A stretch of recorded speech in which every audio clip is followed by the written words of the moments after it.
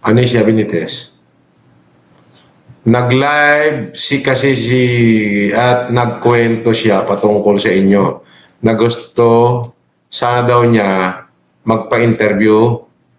Kayo, ayaw niya kung may TF daw, pero di na siya magpapa-interview, kaya yung kwento na lang daw niya ang kunin. Ano?